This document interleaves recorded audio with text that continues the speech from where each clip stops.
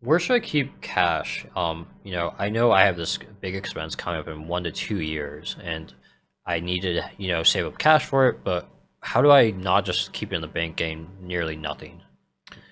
Yeah. So yeah, it's interesting actually because still some of these large institutions, the big banks, although they did a lot better, than the regional banks in this, kind of crisis, they're still not paying much on like savings and checking. They haven't Really, really moved up at all. really, they're making some money there, but they're not paying it out. And so, um, what you want to look at, because timeline is a really important component of investing. So if you have a 1 to 2 year outlook, you know, let's say you put it in the S&P 500. Hey, I'm going to roll the dice and put it out there and try to make more money than the bank account. Well, if you look historically at 1 and 2 year rates of return, there's an awful lot of negative ones in that Yeah. shorter time frame. You look at the 10 years. I have 10 years before I have that expense. There's only a few 10 years that had negative return. So that's where the stock market really works, that long-term aspect. So for me, a 1 to 2 year is not long enough to be in the stock market. Now, people do it all the time, hmm lots of times. I wouldn't do it, and I wouldn't recommend it.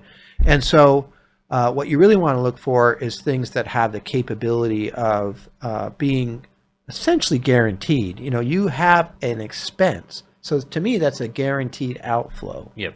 right? I'd like to match that with a guaranteed inflow, hmm right? So a CD in today's environment, getting over 5% on CDs now, maybe get a CD that's going to come due, just before your expense or outflow Yeah. is going to happen.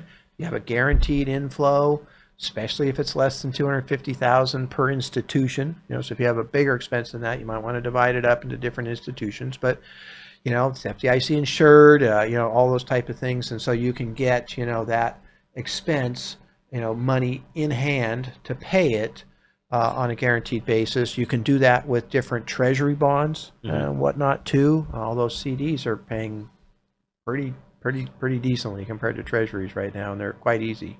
Yeah, and if you don't want to lock yourself in to a CD per se, let's say you think it's between 1 and 2 years, but you don't know what time frame, you could do a money market.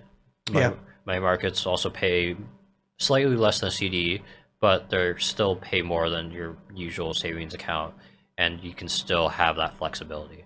Yeah, exactly. And they have complete liquidity, so you can get out of that without any problems. They sell at $1 a share. Uh, Only a few money markets have ever had trouble with that. Some of the really high yielding ones that were kind of taking bigger risks had some trouble with that over the 37 years that I've been doing this. And so when you go to sell them, you're still selling at $1 a share, and Yeah. so that liquidity is very nice inside of a money market also. So those are some ideas for short-term investment needs. And honestly, they weren't really available before they started raising rates because money Yeah. markets were paying like zero, essentially, or 0.1%, and CDs are paying 0.15 or something. I mean, Yeah.